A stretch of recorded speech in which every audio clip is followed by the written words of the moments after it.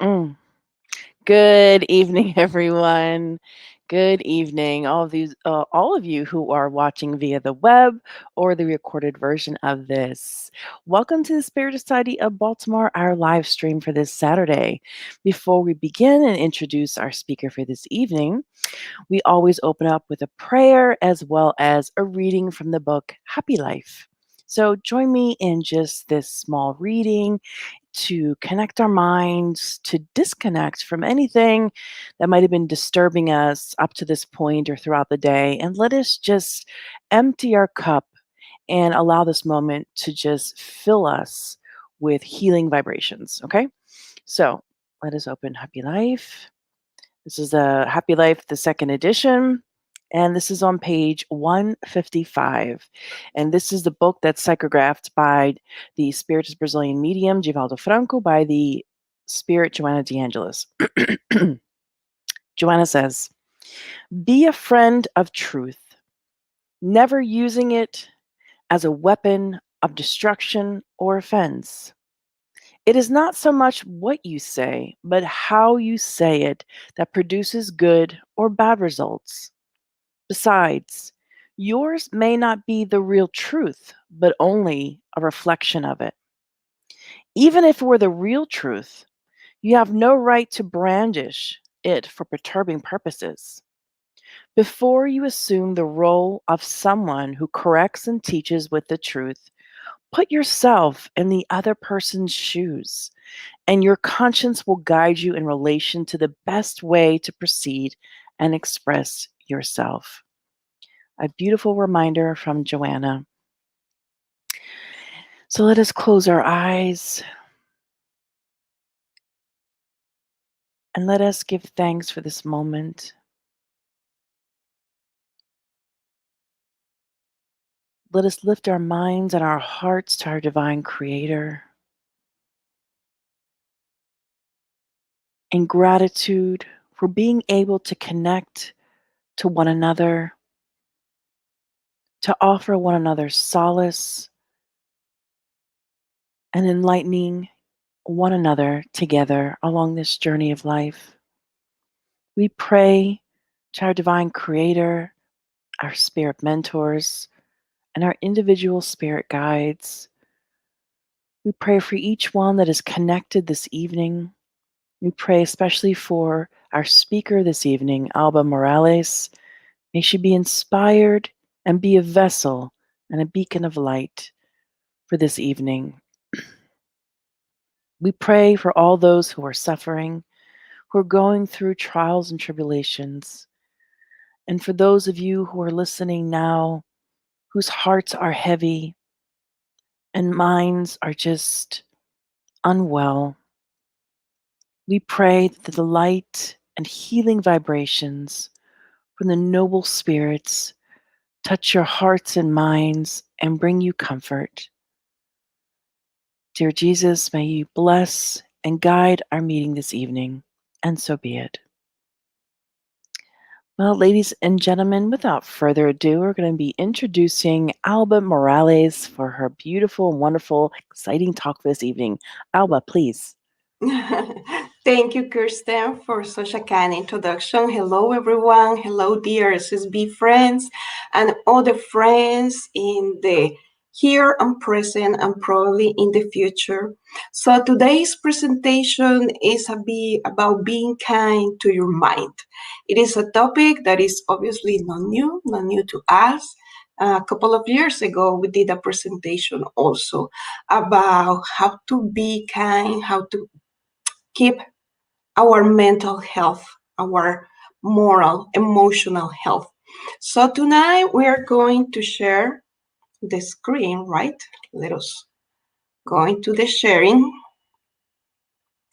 And what we're going to do tonight, actually, we're not bringing really like a new wow information. This is all information that is already there, that we all know. But that is important for us as a reminder, because in this evolutionary journey, we need to practice and exercise the teachings of the Master Jesus. So When we want to master riding a bike, we need to ride the bike and we need to ride it again and ride it again and we fail, etc. It's the same with the moral teachings and with the spiritual teachings. So tonight we're going to bring these insights to you, and most of all, we want to bring these as a little light, as a little tiny light for all of those who are currently undergoing any type of mental illness or emotional disability. There is a treatment here in this presentation, and we want to expand this to everyone. We want to include all the veterans and all the people that have been serving in the military in the past and currently. We want to include of the families that have been undergoing the trials and tribulations of COVID-19 and they are now separate from loved ones. We want to bring this comfort and this myths of kindness to all of us in need of hope and in need of being more knowledgeable about our very own mind. So, to start putting ourselves in that direction, we received this book as a gift many years ago from a friend. Our dear friend has a son with diagnosed mental illness, so she likes to read novels, etc.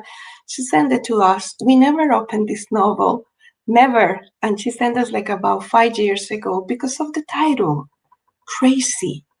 This is a novel by Linda Phillips and is writing in verse. So we found difficult to open the book just because of that very own word, because it's very displeasant, right? However, we were brave enough in order to prepare this presentation to go to different materials, and we found some chapters that are very enlightening, actually. This is a fictional novel, but is based on real facts from the life of the author. When she and her sister, they were little, they were teenagers, their mother was diagnosed with a mental health illness, and we're talking about the 60s. So this scenario is around 1963. So just try to figure it out, just try to vision 1963, how was the advancement in the mental health field. And we're going to start with no further ado to read this chapter that is called Doctor's Orders. So the main character, which is a 15-year-old teenager, starts saying, Daddy parks the car and says, he will wait. By looking at the parking lot, it will probably be a while without an appointment. I thank him and walk boldly up to the receptionist. I'd like to see Dr. Goodman, please. The nurse looks around to see if my mother is with me, clears her throat, and says he will have to work with me since I don't have an appointment.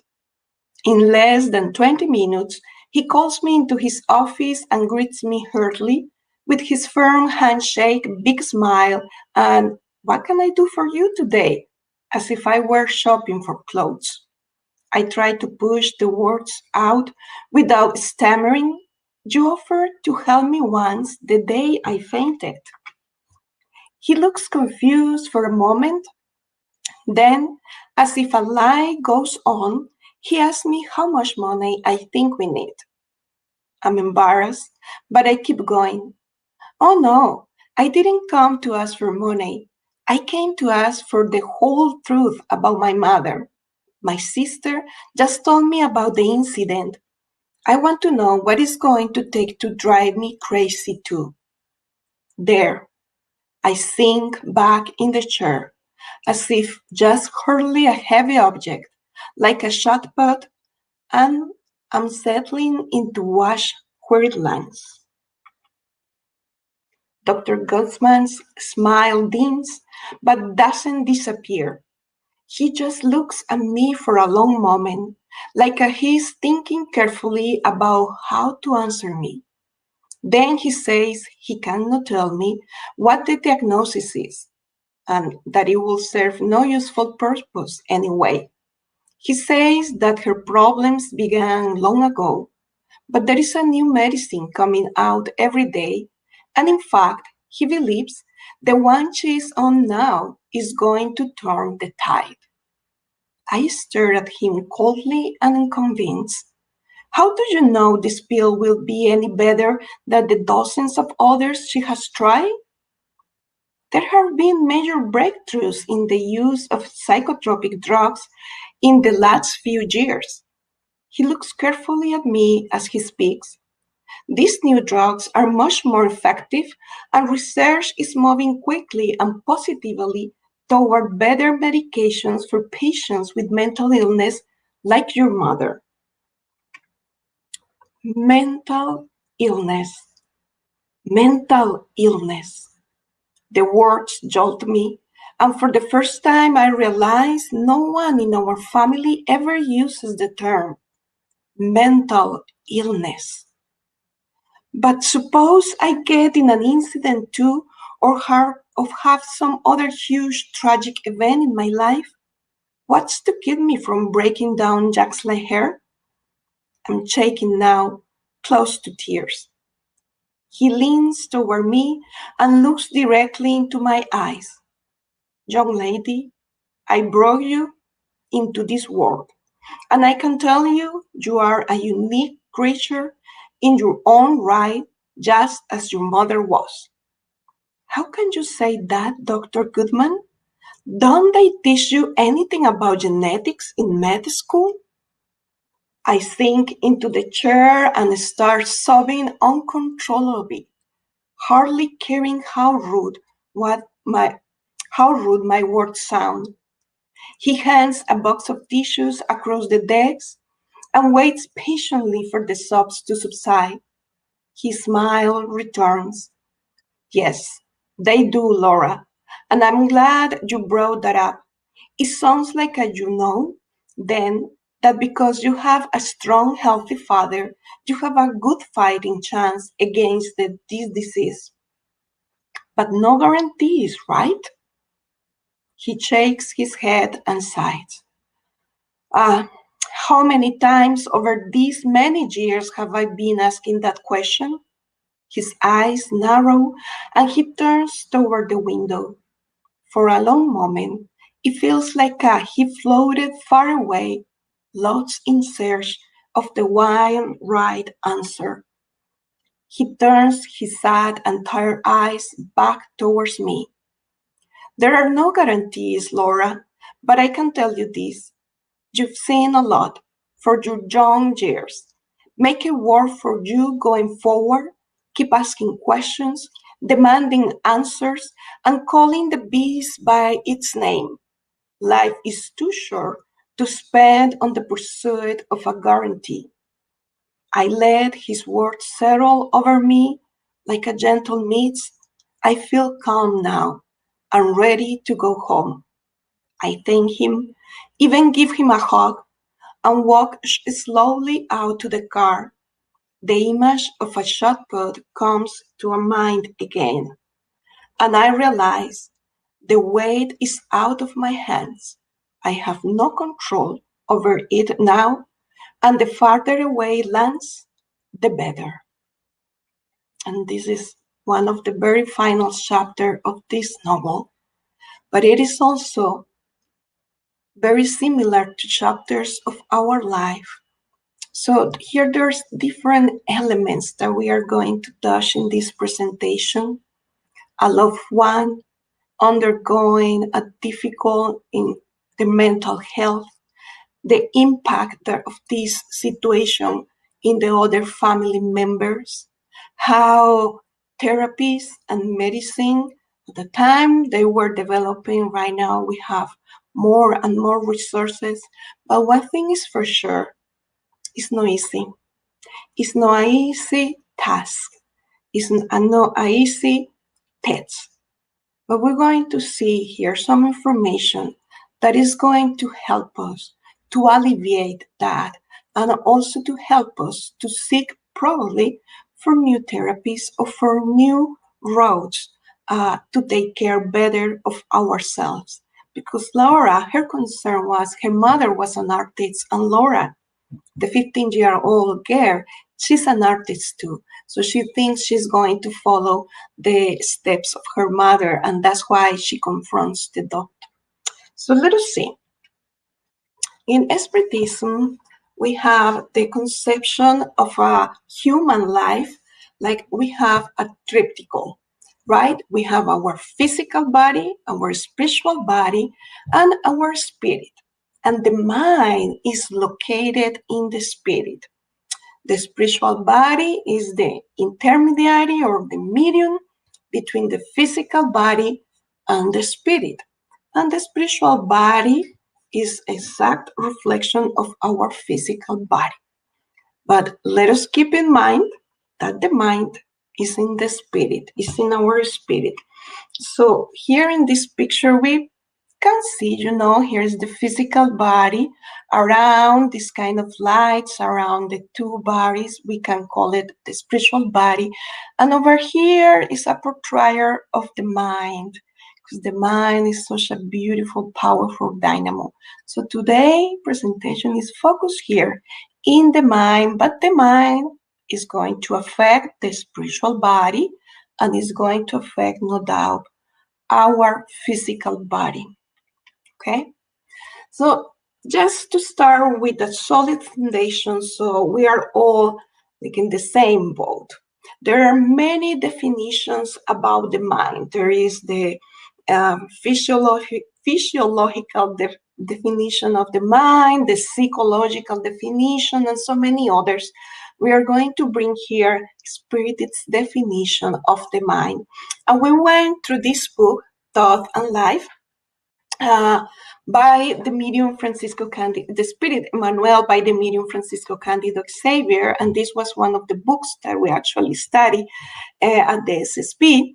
And in chapter first, we have right away a definition of mind. So we're going to see what he said, what Emmanuel is telling us. The mind stands as the mirror of life.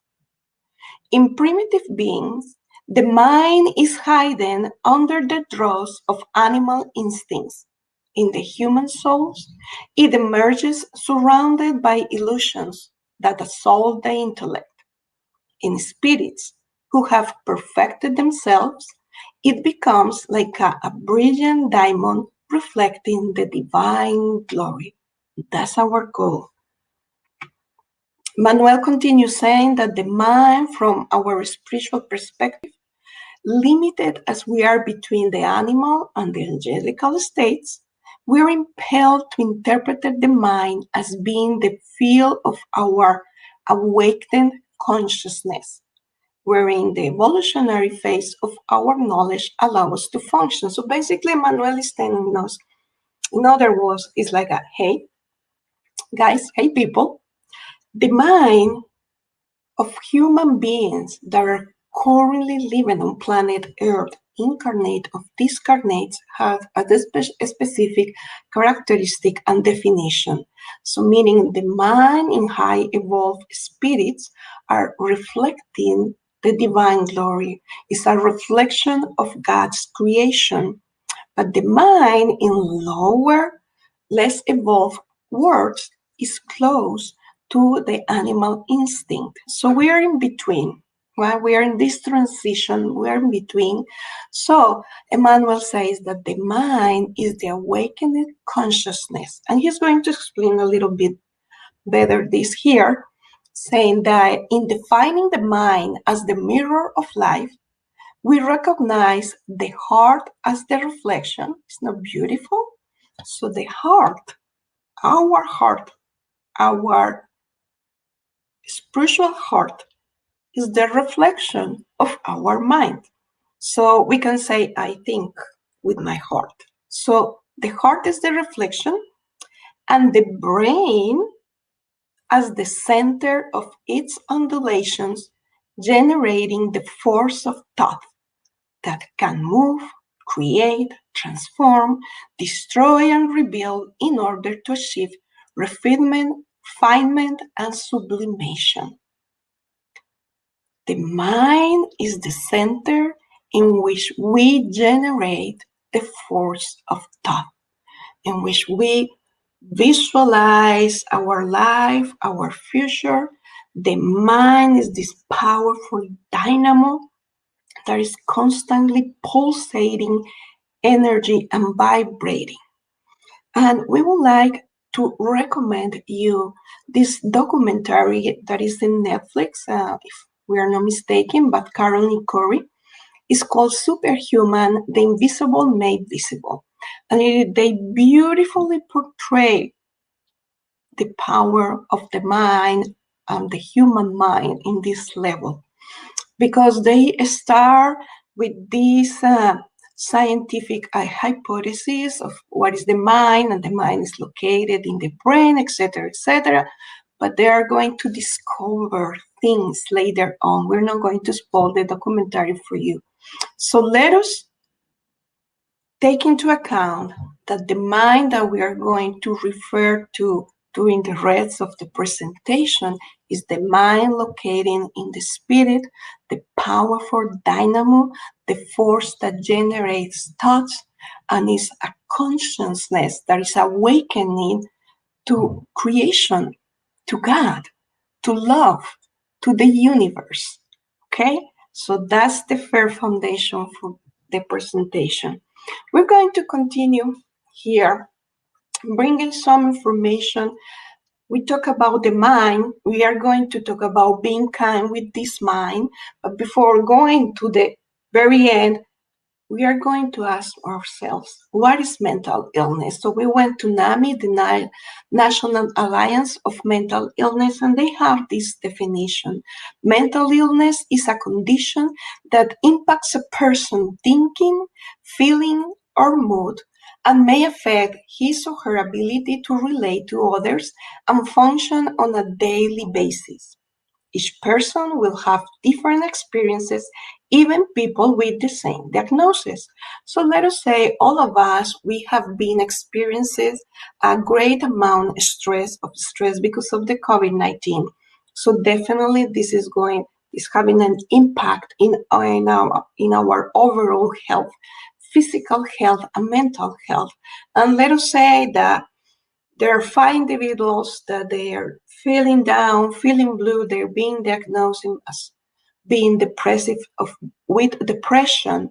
But these 5 individuals, they experience this differently. Even there are books and there is the research that they have different descriptions for every mental illness. It is unique. And why? Because we are unique spirits. Therefore, our mind is unique. And here is so interesting. In NAMI, they define that the condition impacts the way we think, we're reasoning, right? Feelings, because feelings is part of the mind, our mood, right? And the ability to interact with others. So this is all intricate.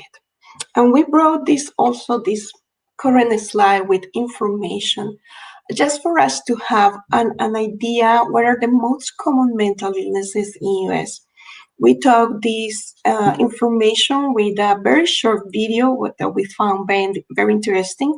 It is called From Psycho to Go, and it was made in May 2020. So we like it is very recent. Under the top 10 is anxiety disorders, personality disorders, ADHD disorder, post-traumatic stress disorder, PTSD, depression, bipolar disorder, eating disorders, obsessive compulsive disorder, OCD, autism spectrum, schizophrenia, and psychotic disorder.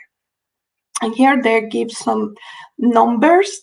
With the numbers, we found very difficult to follow because with some illnesses they describe in adults, some others are for children. So we're not sure about the statistics here, but these are the top 10, meaning that at least 1 in 4 adults in the US are diagnosed or have a mental illness, diagnosed or undiagnosed, meaning that at least we are undergoing the situation, or someone in our household, or the people next door.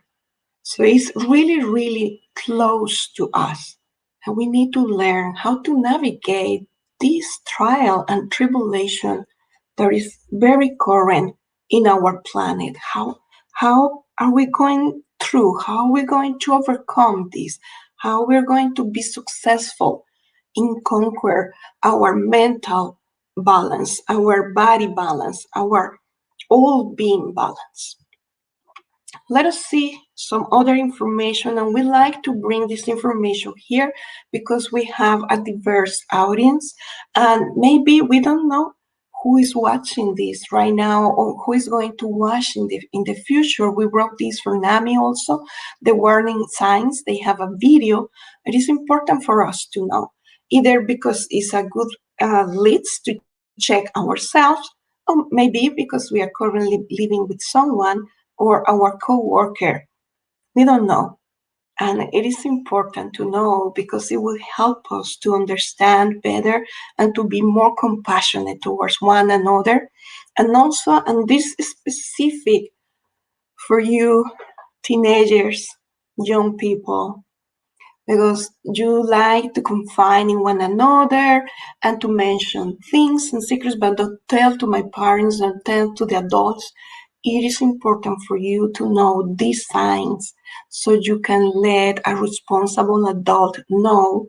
So this teenager, this friend of you, this young adult can receive the assistance and the medical help needed on time. So this is like a prevention list. You know, we don't want for people to go to the age of suicidal ideations, and we are going to read it as quick as possible. One of the signs, feeling very sad or withdrawn for more than 2 weeks, constant. Trying to harm or end one's life or making plans to do so. Severe out of control risk-taking behavior that causes harm to self or others. Sudden overwhelming fear for no reason, sometimes with a racing heart, physical discomfort or difficulty breathing, significant weight loss or gain, seeing, hearing, or believing things that are unreal, and we're going to talk about this one in a minute, excessive use of alcohol or drugs, drastic changes in mood, behavior, personality, or sleeping habits, drastic, right? Extreme difficulty concentrating or staying still, and intense worries or fears that get in the way of daily activities. And these are the most common warning signs of a mental illness. Mental illness in the sense that something is out of balance. With the sign of seeing, hearing, or believing things aren't real, NAMI has a disclosure here that says various communities and backgrounds may view this sign differently based on their beliefs and experiences. So definitely it is us spirits, right? We know we can communicate with the spirits because we are spirits in a earthly or terrestrial experience using a physical body temporary, but all of us, we are mediums, and some of us are ostensible mediums. So there are mediums that can see or hear things in a day-to-day basis, and it's not because there is a mental illnesses, it's because they are mediums. All right? Okay. So the Centers for Disease Control and Prevention, and we bring this information because it's current, up to date, and it is about how the impact of COVID-19, what was the impact in our mental health. So they have this article, they published this article last year in June 24, and they call mental health, substance use, and suicidal ideation during the COVID-19 pandemic. So they say that in June 2020, US adults report considerably elevated adverse mental health conditions associated with COVID-19. Younger adults, racial ethnic minorities, essential workers, and unpaid adult caregivers. This is interesting. Unpaid adult caregivers, because we can include mothers here, report having experienced disproportionately worse mental health outcomes, increased substance use, and elevated suicidal ideation. And they have this table and this graphic and so many other, some or more. And basically, what they say is they say that 40% of US adults, among a group of almost 10,000 individuals, report struggling with mental health, and some rates in anxiety and trauma, or the use of substances, or seriously considering suicide went up. And here they have some where they took this information, so meaning it is a need. It is a need there. Something is causing all of this, not only COVID-19, no only the day-to-day life. No, because we are living in a more modern day and the use of technology and social media is bombarding us, invading the privacy of the home. There is more. There is more. There is more behind the scenes of about the situation of our mind as individuals and as a community. So we went to this book that is very dear to us. It's called Spiritism and Mental Health, and it's edited by Emma Bragdon. And we went to chapter 3, that is wrote by Dr. Alexander Moreira Almeida. He's a very renowned psychiatrist in Brazil. And he brings this paper in which we talk, among other things, about the causes of mental illness from a spiritist point of view, right? So the first thing that he mentions is there are organic causes. So there is a chemistry in our brain, and here we have the cute picture with some of the chemicals that are in our brain, right? Serotonin, oxytocin, endorphin, dopamine. He expressed someone's temperament may in part derive from organic imbalances, which is just, it is organic. And we don't like to say just organic, because we understand that each reincarnation, we have a reincarnatory plan, right? And in that reincarnatory plan, it is the description, a very deep description, and how it's going to be our physical body. And if it's needed for us to have illness, or like I don't know, like we are diabetics, or like we're going to born without a limb, or we are going to have whatever physical difficulty, it is already planned, because we born like that, either because it's a consequence for previous existences, or because it's a need. We need to go to that trial and tribulation to learn something. We have read in many books, especially by Amalia Domingo Soler. She was a spiritist in Spain. She described these great cases at the time, at the beginning of last century, and how people, they can explain why they have a child, a baby that is born blind. They're struggling about it. However, there is a cause. There is always a behind the scenes. So if we have this imbalance in the chemistry of our brain, it's very likely, like this is a consequence for previous actions, or is something that we need to go through in order to learn what we need to learn or in order to acquire what we need to acquire. So for this, we need obviously medicine. We need to be treated by a specific professional and take care of the chemistry of our brain. Dr. Moreira Almeida also mentions obsession. Obsession is this persistent negative influence from one spirit to another spirit. It could be from a discarnate to an incarnate, from an incarnate to discarnate, from discarnate to discarnate, to incarnate to incarnate. In the case of mental illnesses, the cases are mostly from discarnates, from spirits to incarnates. So two spirits that are on the flesh. He says that the obsessing spirit is motivated most of the time by a vengeable feeling against the victim. So they want revenge.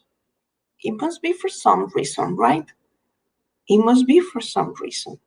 We hurt them, we did something that hurt them, we took something from them, so they want revenge.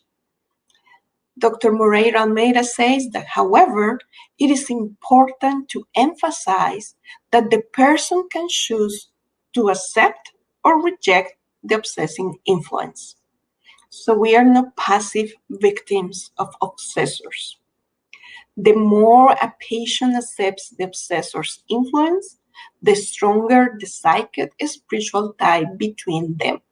And this is actually a case that we are going to read tomorrow in our mediumistic study, and is in the realms of mediumship by Andrea Luis through Chico Xavier. And in chapter 6, they portray this type of relationship from a spirit that is influencing and is entangling himself to the spirit of an incarnate woman, that they become in this symbiotic relationship, and the spirit is vampirizing her, taking her energies, feeding himself with whatever she intakes from her energies, etc.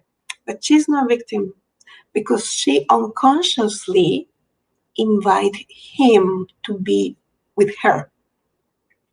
So unconsciously, we are opening the doors to these guests that we don't need in our lives. And then the relationship is created, and we're going to see later on how we can treat this situation. So the origin of mental illness, it could be organic, and then we can have a spiritual influence too. It's a complex uh, is a complex case, okay? So here the most important part is we have the power and the will to accept or to reject. How? With the kind of thoughts and ideas that we are emitting every day. And finally, he says there are previous lives, previous existences. There are another kind of spiritual cause of mental disorders proposed by Spiritism, the influence of habits and memories related to previous lives.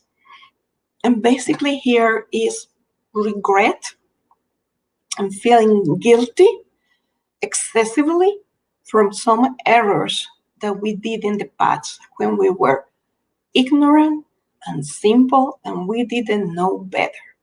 So once it hit us, and we say, "Oh, dear God, look what I did." So one of the first emotions that we're going to feel is the regret, right? And then feeling guilty. And this is positive because these two emotions are going to catapult us to the next level, which is, how can I fix this? What can I do? To put the pieces together of this broken heart, or whatever was the situation that we create. What's the next step?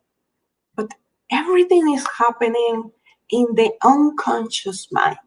Let us remember the picture of the iceberg. So the tip of the iceberg, the part that is in the surface of the water, that's the conscious mind. But the huge iceberg underneath the water, that is the subconscious mind, in which we have memories of previous lives, and if we have emotion, and we are holding grudges for someone, etc., etc. And these start emerging and emerging, and there are situations that trigger this, like a pandemic, COVID-19. And we were fine before. 15 months ago, I was okay. am not this kind of, I wasn't that kind of person. Well, it's a trigger. After 9/11, actually, around the world, also, the mental illnesses went into a pike, because even if we weren't in the present, in the site in New York, right, with the two towers and everything, the situation had such an impact in the psychosphere, because we are all connected through the universal cosmic fluid, that people in other countries, people that they don't have any relative, no one, they didn't know anybody in the Twin Towers, they felt the impact of the pain and the sorrow and the terror. And then it was the trigger to bring what was here in the subconscious went up to the conscious. Okay, Albita, we have a picture, we have a definition of the mind. We can see that we are a physical body and a spiritual body. We have some causes for mental illnesses, and how is mental illness is for us because a difficult life, right? We cannot think straight. It's hard to have relationships like in a good way, and we feel overall poorly. Wow, what is next? Next, we need to seek for professional, for medical help. If it's necessary, they can prescribe us medicines. We need to seek for therapy. We were researching that currently there are so many ways to get therapy that is not necessary to have a health insurance. There is a place called Bright Space, in which you pay a flat rate, and we're not advertising for Bright Space, but you need to pay the flat rate bare minimum for a week of having 1 week of having a meeting with a professional therapist for 30 minutes.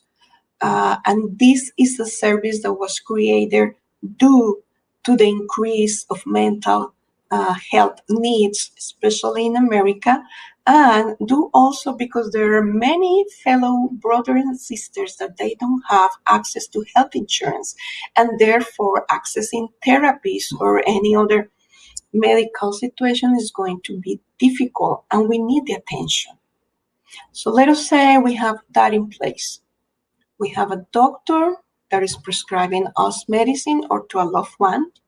We are going to therapy, and there are different kinds of therapies. If we don't feel like, no, I don't want to talk with someone, I don't think talking with someone is going to make me different, there are other alternatives of non-verbal psychological therapies, through art, to painting, there are so many options.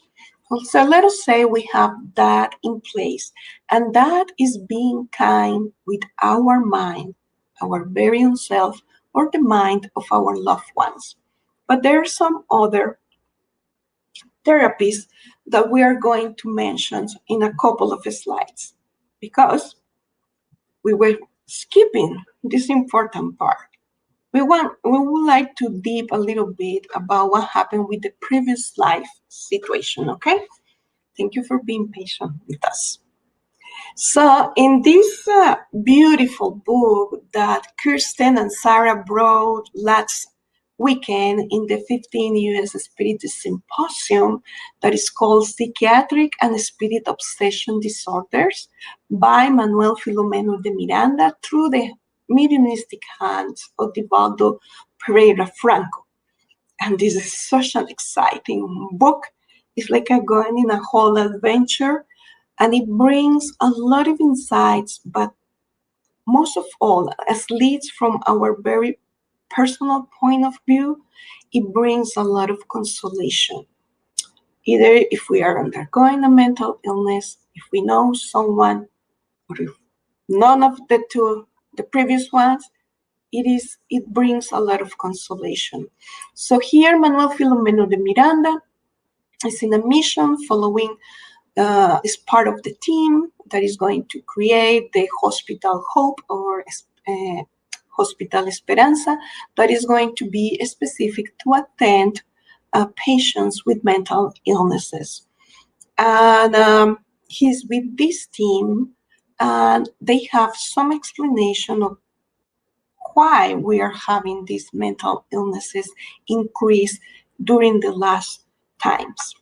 And he says, suffering, a consequence of the wrong committed in previous existence, constitutes the blessed renewing therapy for the real attainment of peace and well-being. Mental disorders of any kind always derive from a moral offenses committed by wrongdoers either in their current or past existences. Moral offenses. Is this for this reason that psychiatric, psychological, and spirit obsession disorders are on the rise? So here they did a different classification of mental illness. They say they're psychiatric, psychological, and spirit obsession. They manifest in mental illnesses, emotional disorders, and plain spirit obsessions. No one is alone in the mental illness process.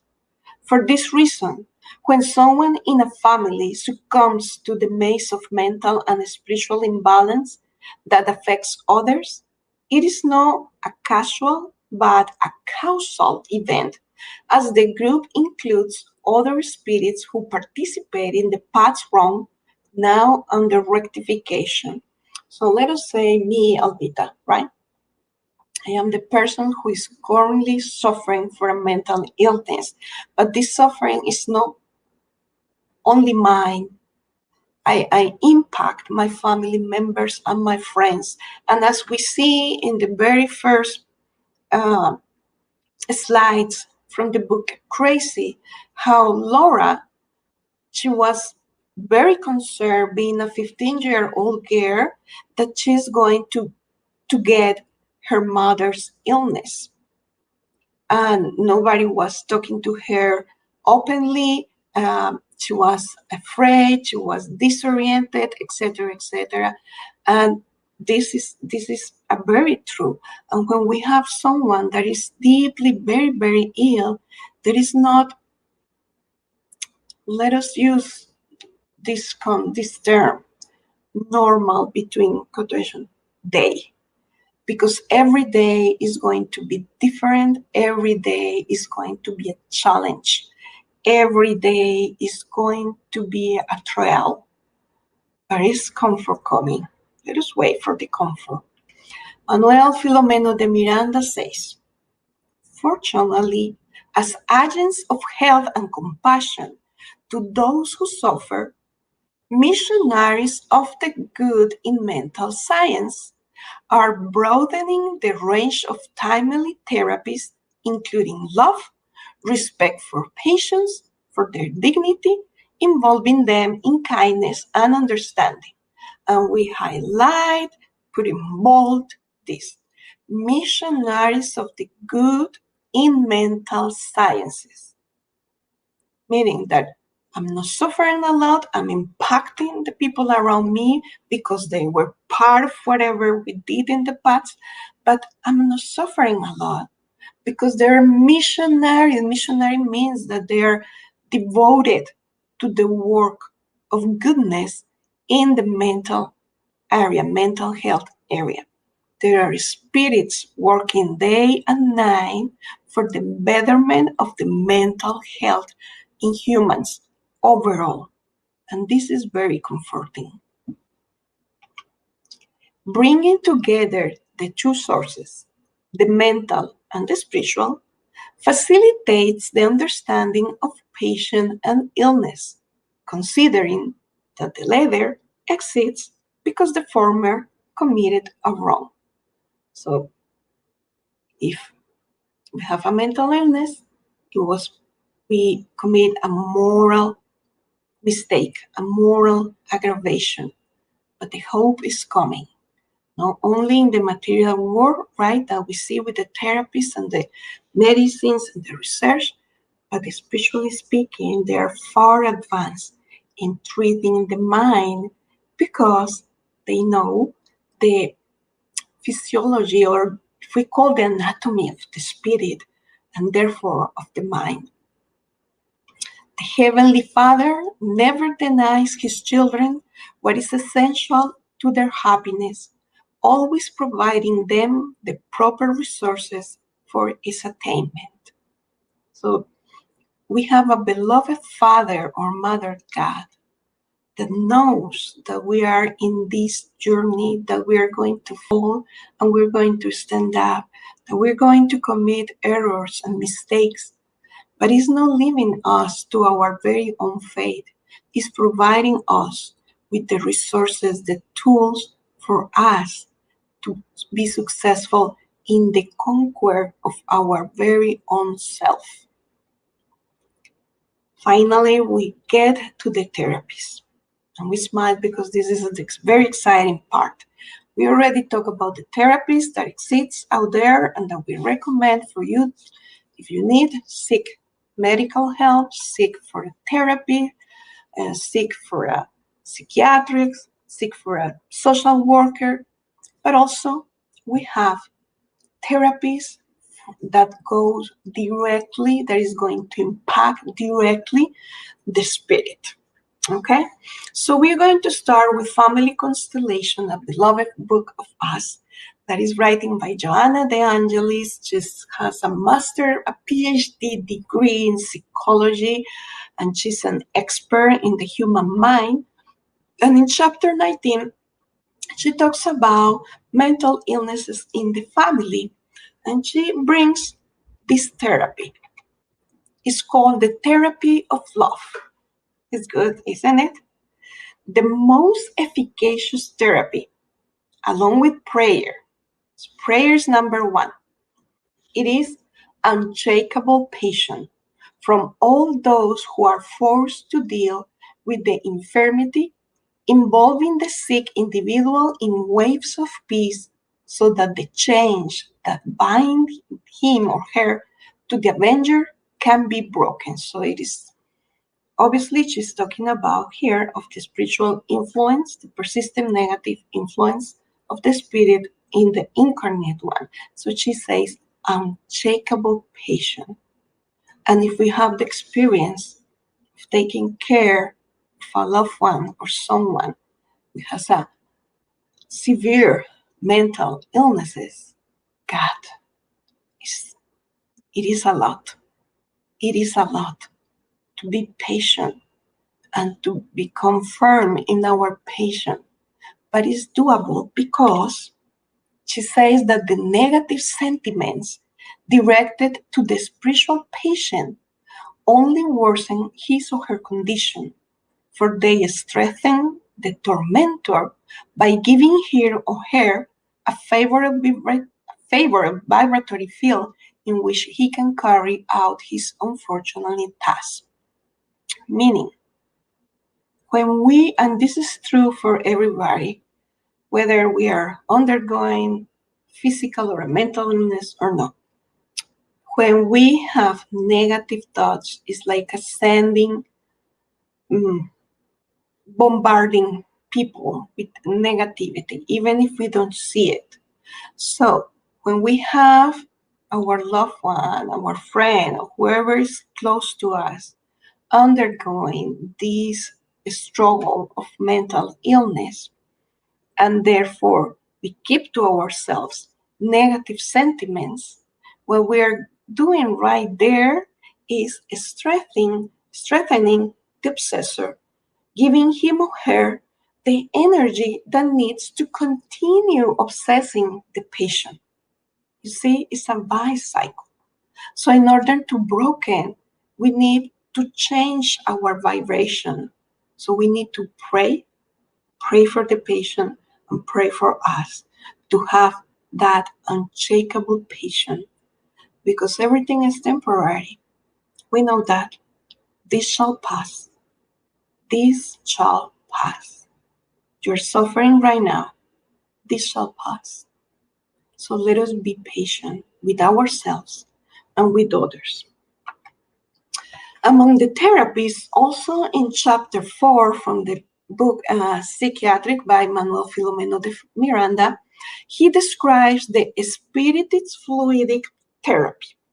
The Spiritist fluidic therapy has a different elements in this therapy, and we brought it here in this diagram.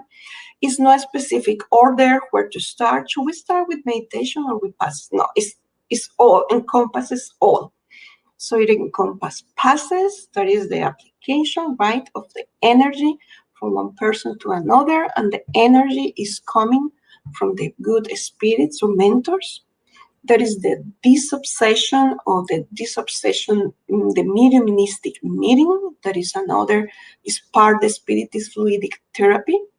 Then is the magnetized water, and we can pray over a glass of water and we drink the water. That's the medicine for us or for our loved ones. There is the prayer, there is the prayer, and there is the prayer. As Joanna de Angelis mentioned, this is the first and foremost, most important therapy, treating everything when we're talking about mental health and our mind. So let us be kind with our mind. Let us pray. There is also meditation and something that called our attention, therapy of forgiveness. And we were trying to look in the following pages if they explain this therapy of forgiveness. There is no specific explanation, but we understand that if we are holding this emotion of feeling guilty or regret, or if we want to be vengeful or revenge, definitely we need to work in forgiveness towards ourselves and forgiveness towards others. And the disobsession meeting is actually a form of the therapy of forgiveness. Because when an obsessor, a brother or sister, a very in this very unfortunate condition comes to a disobsession meeting, is because he or she needs to forgive whatever happened in the past with the person that is tormenting right now. So we have the therapy of love, and we have the Spiritist fluidic therapy that encompasses different elements, okay? And now we are going to the therapy of charity that is described in the same book. Manuel de Filomeno de Miranda says that our venerable mentor was a being of light, pointing me in the right direction, showing me that charity is the easiest route toward self-illumination and the eradication of the evil that still predominates in our inner world. Meaning, along with the regular therapies, we practice the therapy of love. We approach the spirit centers. We ask for help in the spirit center, for passers, for fluidic water.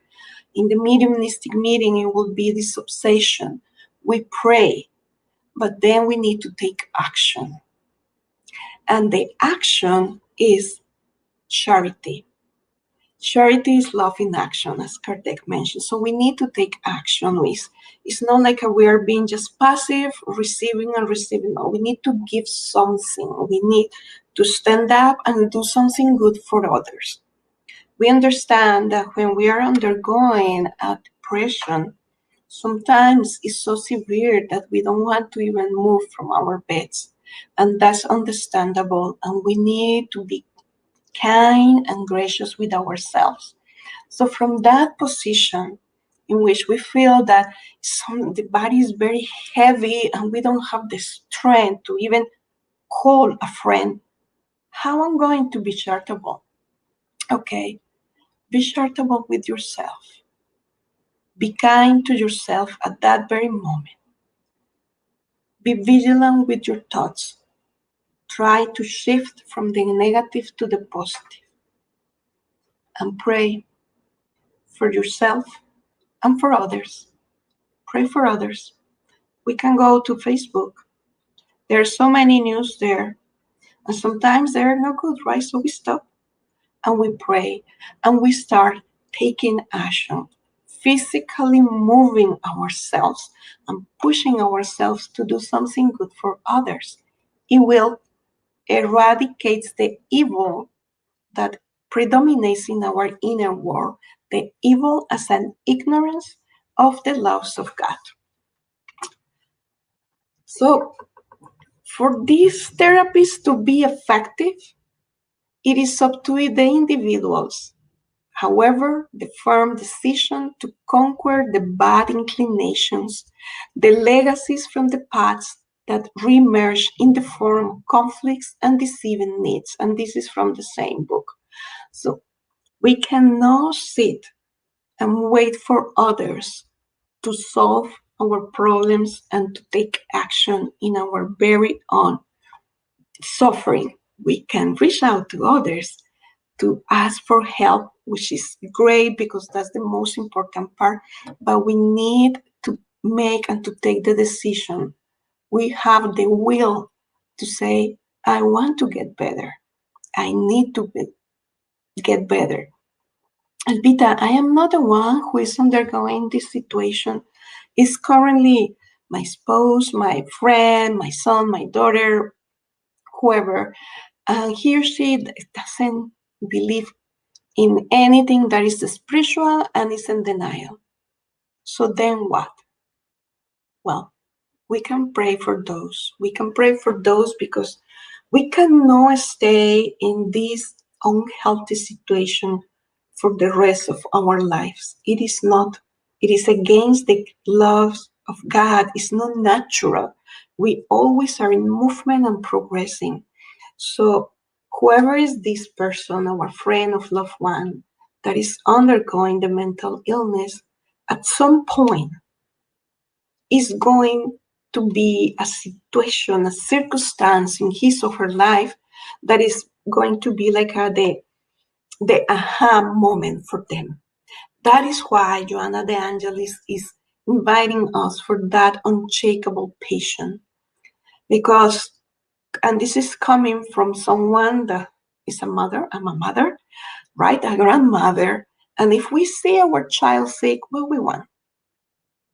To be healthy right away. We don't want for him or her to have fever for 5 consecutive days and suffer. We want for that fever to broke, and we want to discover why it's having a fever and to get the medicines and the treatment. And if the treatment is difficult, they are suffering and crying, with suffering and crying in our very own skin. But it's in mental illness is actually the patient. It doesn't matter, it's a little boy, a little girl. They need to be willing to feel better. We can help them by creating a peaceful psychosphere, a psychosphere in which we are not going to feed the spiritual entities that want to harm him or her. And in this book, Recipes for Peace, we are just getting to our end. Joanna de Angelis has a chapter here that is called Depression. And she says that whether receiving a specialized treatment under the guidance of a physician or not, deepen the spiritual therapy and respond, knowing that all the ills that make man unhappy derive from the spirit that he or she is. For victories and defeats are framed in the wide mechanisms of inevitable evolution. So whether we are in therapy or not, whether we are taking medicines or not, whether we are breathing outside the fresh air, whether we are taking care of our physical health or not, or we are eating healthy or not, there is something that is paramount. We need to take care of our spirit, and we need to take care of our mind. And how? Taking time for ourselves, 5 minutes to pray, to meditate, to detox for social media news, 5 minutes, close the computer and breathe at work, 5 minutes to stand up, walk, exercise, stretch, and come back. All of these encompass our mental health and being kind with our mind. And since we wanted for this presentation, the whole presentation to be a therapy, because we know that right now the good missionaries working in mental health, they are in our homes or in our workspace, wherever we are located right now, applying passes and inspiring us. We would like to practice one of the therapies right here and right now. Would you like to do that? Let's do it. We're going to do the therapy of prayer, and we found this prayer in chapter 10 of the same book, Psychiatric, and it's one of the spirit workers actually expressing this prayer. So let us close our eyes if we want, or just read together. But at this very minute, let us feel the loving, the kind company of the good spirits, the therapists, the doctors, the social workers in the spirit realm that are taking care of our mind right now. Let us say together, in one mind, in one heart, that is the reflection of our mind. Divine physician of our infirm spirits, have mercy on us.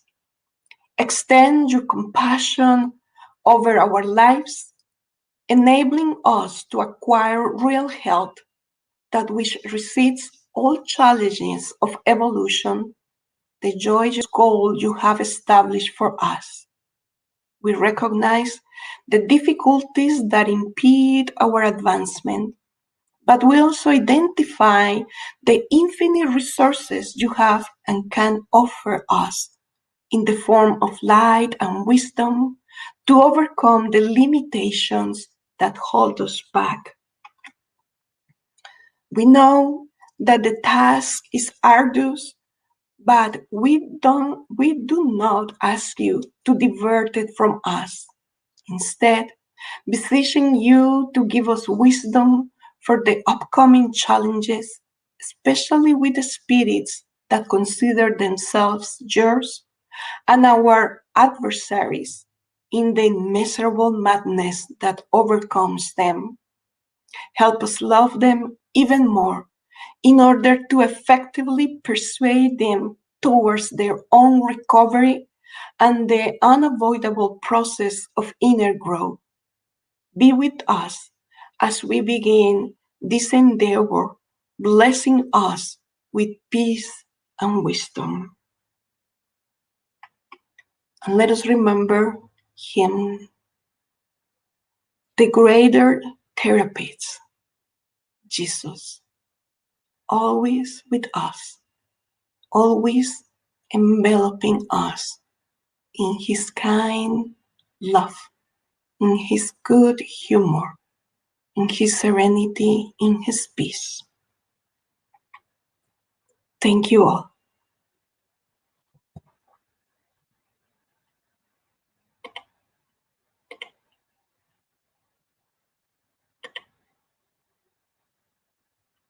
We can't Thank hear you you. so much, Okay. Alba. Sorry about that.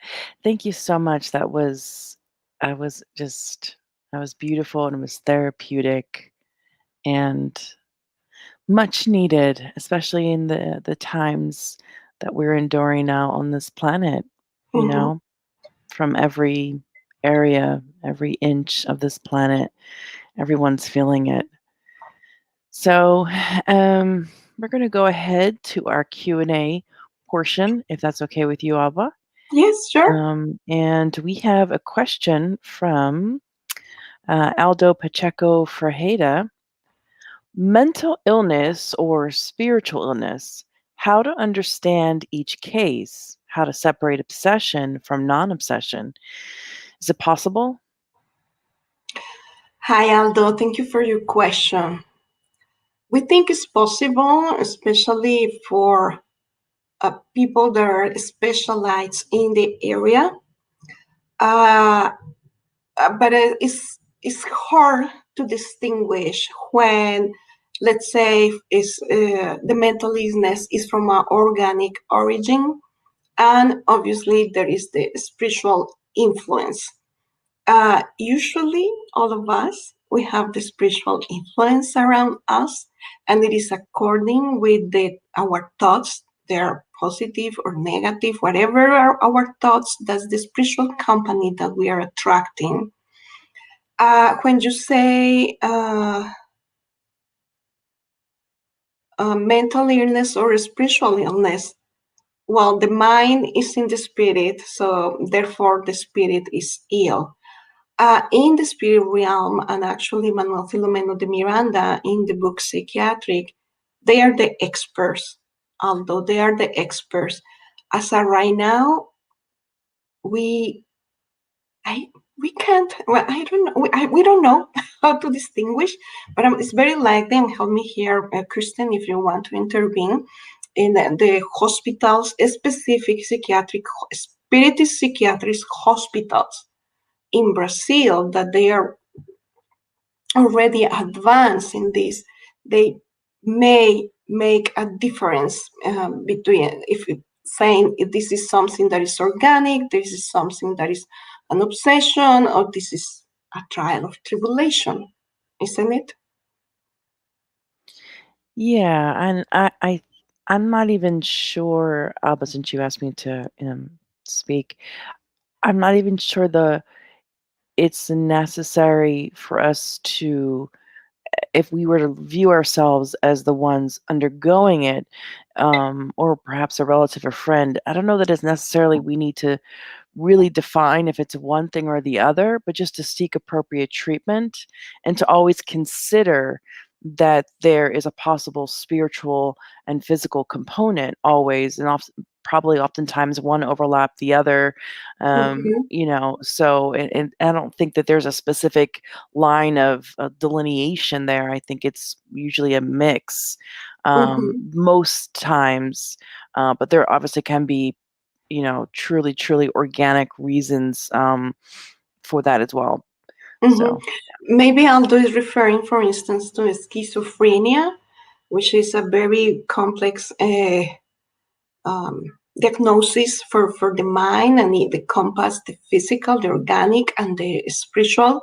And obviously, in schizophrenia, they have hallucinations, and sometimes it's we don't know how can we distinguish if the hallucinations are something that is coming from the alienated mind or is coming from the spiritual influences. Actually, this reminds us in University of Maryland, here in Maryland, about 2 years ago, no, more, 4 years ago, they started a study actually with the schizophrenic patients. They were trying to see, to distinguish if their hallucinations were something that they created in their minds or is something that is actually there, perceiving a different world. And in their study, they haven't published the results yet. It's a going on study yet. They actually invited ostensible mediums, and they measured the mediums with tags and things. How do you call these? The things that cables that you put in your head and everything. So I don't know, Aldo. We are still working. Science is still working on it. The most important thing here for Aldo and everyone is to preserve our own mental health with prayer, with meditation, and loving, being charitable to the one who is undergoing the mental illness. That's that's the most important part. well said, Alba. We have another question from Yasko. And she says, it is worrisome that the majority of Western medicine relies heavily on the pharmacological treatments, much less on the psychological therapy, and almost none on the spiritual approach, specifically regarding previous lives imprints and spiritual influence session. How we in the Spiritist movement can help to change this scenario with better output. We are doing it, Jasco, actually, with the fluidic spiritist therapy that has the different aspects, which is prayer, which is the subsession meetings slash therapy of forgiveness, right? With the passes, with the fluidic water.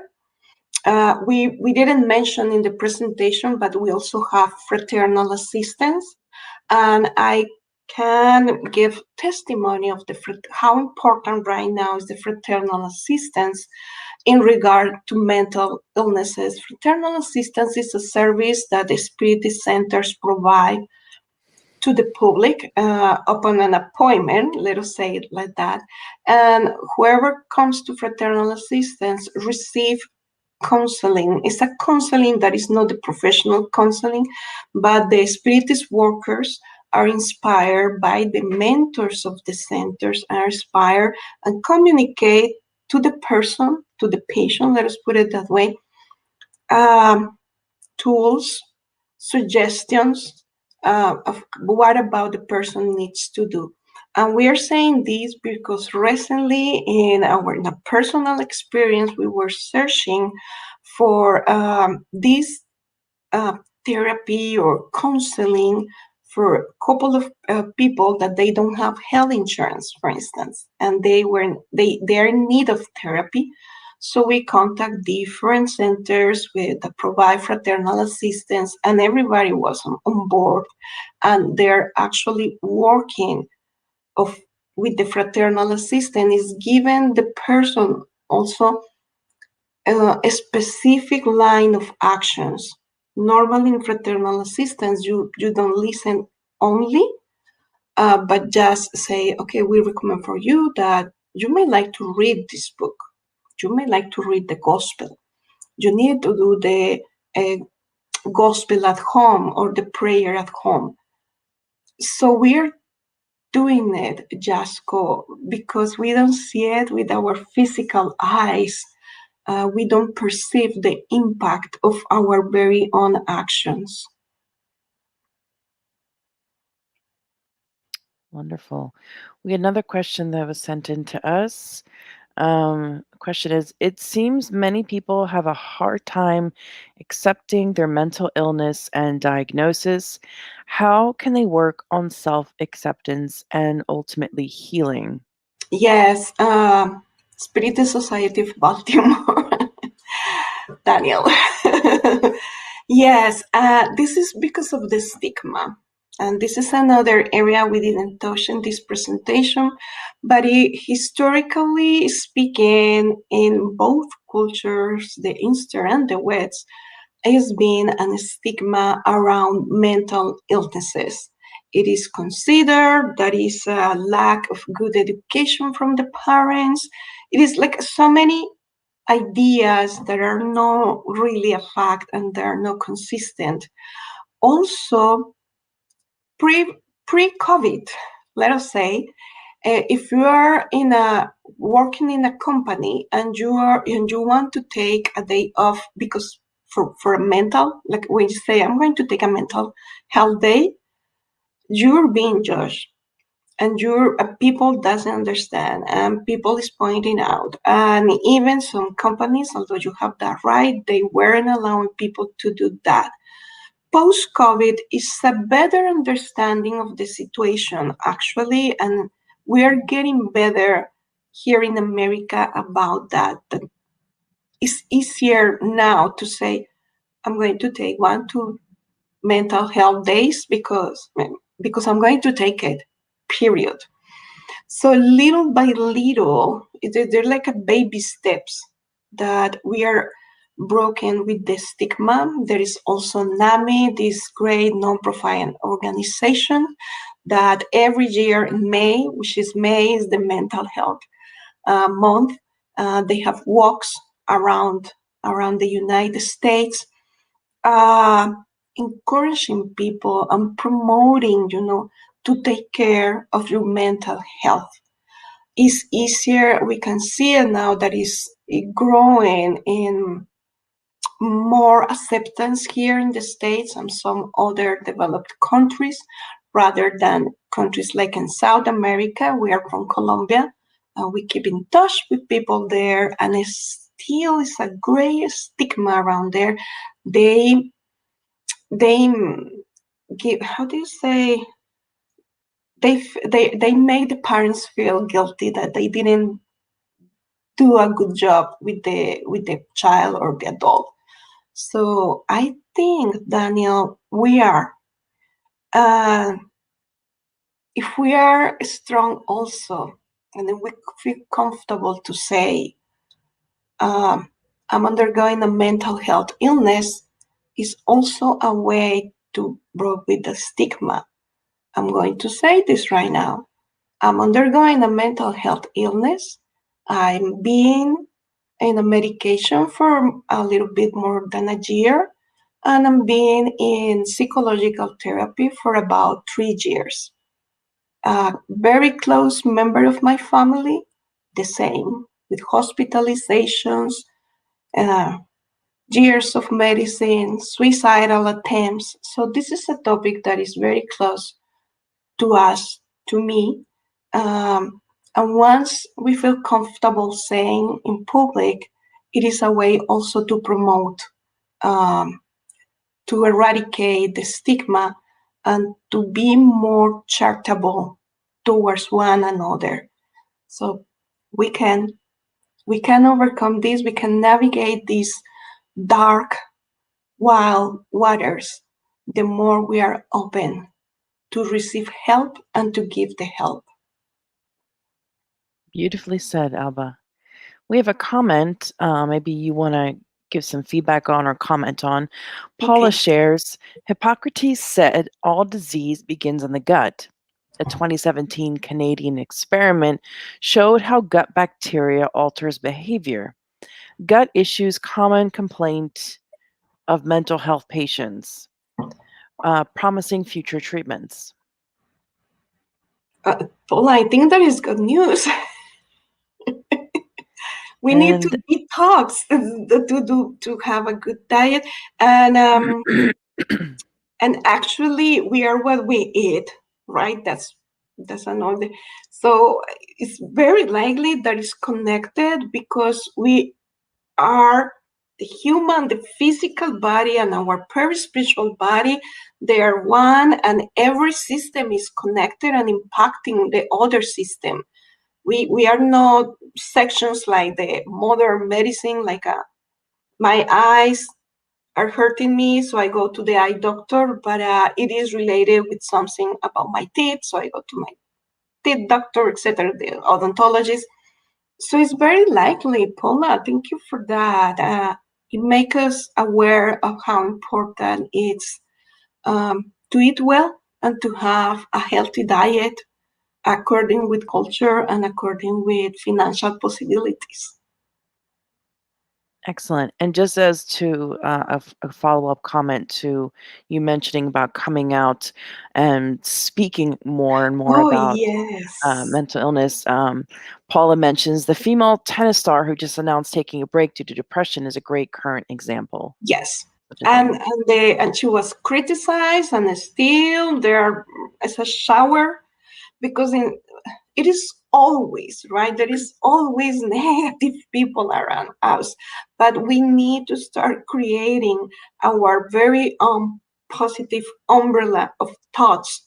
And when we are open about what is going on with us, it is easier also for others open up and be honest, and we can support each other, give hands to each other. So when I am down, you support me. When you are down, you support me. I love her her decision and very brave. And you can read, I forgot her name, you can read about her in NAMI, actually, is her testimony, in the Wonderful. NAMI Facebook page. Wonderful. Then we have a comment, a question rather, from Daniel. He says, "Nice presentation, Alba. What would you suggest to someone that is experiencing mental disturbance but has no knowledge of the negative spiritual influence component?" And this is the most common case, Daniel. Uh, that's the purpose of this presentation, actually, and that's the word that we need to spread out. Let's say it's a friend of you. Let's say it's a family member. It is important for us to let them know, even if they reject, they don't like it. Um, I'm going to expose my own skin here. That happened with me. This very close family member that is undergoing a severe mental health illness um, rejects the idea, actually. But I keep expressing and saying, and look this book, and you know what? And obviously, everything is with love, with care, and with respect, because everyone has a different process. But it is important to let them know about the spiritual perspective of the mental health issues, because we don't want for this person to discarnate, find the, find himself or herself in the spirit world, saying, "Hey, I didn't know about this. I nobody told me. Nobody told me." And we have accounts in Andrea Louis' books about people that discarnate, and they, even in our very own mediumistic meeting, that they were clueless about it. So we need to be persistent, persistently in love, letting them know. And through these presentations in our Facebook and Instagram, one-on-one conversation, we need to let them know. Whether they accept it or not is up to the person. Well said. And we just have some comments. Yaska was just sharing. Very true. Mental illnesses are so under stigma, delaying treatment and correct approaches. Mm-hmm. Yeah. I mean, it's still, we have a long way to go, a long journey before we reach the point that we need to reach in acceptance, and really looking at it as any other illness out there, and not just something where that there's a huge stigma attached to it. Mm-hmm. Do you want to share any final thoughts? We just have some people just saying, "Thank you, Oh, Alba. Rosa, Great message." Um, thank you. so, yeah. Um, do you have any final thoughts you wanted to leave with us? Final thoughts, final thoughts. Oh my God, I know, not really, Kristen. Not really, but my heart is full, full of Mm, joy, full of grace. Let us be strong in our spirit. Let us be strong in our mind.